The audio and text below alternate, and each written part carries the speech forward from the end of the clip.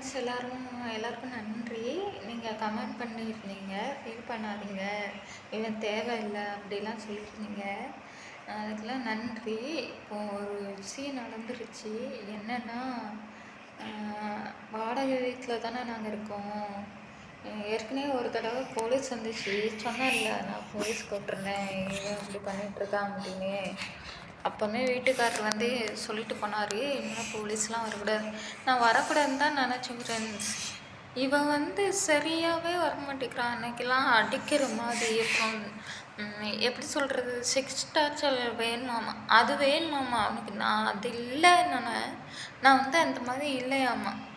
உடனே உனக்கு சந்தேகம் வருதாம்மா, நான் அடுத்தவனை வச்சுருக்கேன், அதனால தானே என்கிட்ட இருக்க மாட்டேங்க. அப்போ நான் எதுக்கு உனக்கு சம்பாதிச்சு போடணும்? நீ அப்படி இருந்தால் தான் நான் உனக்கு சம்பாதிச்சு போடுவேன். அப்போ எதுக்கு நான் உனக்கு சாப்பாடுக்கெலாம் செலவு பண்ணணும், வாடகை கொடுத்து உடனே எங்கே வைக்கணும்?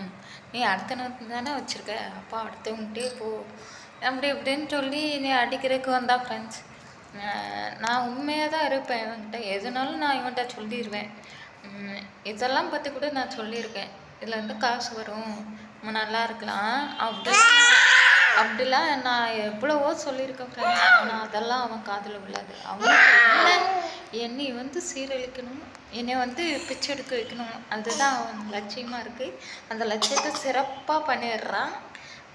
இப்போ வந்து வீட்டுக்காரர் வந்து நீங்கள் நாளைக்கு கிளம்பிக்கோங்கம்மா அப்படி சொல்லிட்டாங்க. வீட்டு ஜாமான்லாம் எங்கே போக போகுதுன்னு எனக்கே தெரியல. அவன் வீட்டுக்கு தான் எப்படியும் எடுத்துகிட்டு போவான். அவனெல்லாம் ஏற்றுக்குவாங்க, என்னையே தான் கழுவி கழுவி ஊற்றுவாங்க. அவங்க வீட்டில் வந்து அவனுக்கு தான் ஃபுல் சப்போர்ட்டு ஃப்ரெண்ட்ஸ்.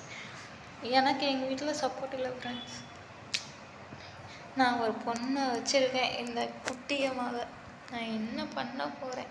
என் வாழ்க்கை ஏன் இப்படி ஆச்சு? நான் என்ன பாவம் பண்ணேன்? ஒன்றுமே எனக்கு தெரியல ஃப்ரெண்ட்ஸ். ஆனால் இருக்கட்டும், பரவாயில்ல. நமக்கு ஒரு வீடு கிடைக்காமே போயிடும். இவனை வச்சு நான் வீடு பார்க்க போகிறதே இல்லை. இருந்தால் நாங்கள் 2 பேரும் இருக்கிற மாதிரி ஒரு வீடு பார்க்கணும் ஃப்ரெண்ட்ஸ். இருந்துட்டு அங்கேருந்து ஒரு வேலைக்கு போகிற மாதிரி பார்க்கணும். இங்கேயே இருக்கலாம், கேட்கலாம். ஆனால் கேட்டால் நாங்கள் இருக்கிற மாதிரி தரமாட்டாங்க. ஏன்னா இங்கேருந்து இவத்துக்கால தான் கொஞ்சம் தூரத்தில் தான் இவன் வீடு இருக்குது. ஏன்னா நான் இங்கே இருக்கேன்னு தெரிஞ்சால் அப்புறம் ஏதாச்சும் டெய்லி வந்து ராவடி பண்ணுவான், அது பிரச்சனை வரும் அப்படின்னு தரமாட்டாங்க.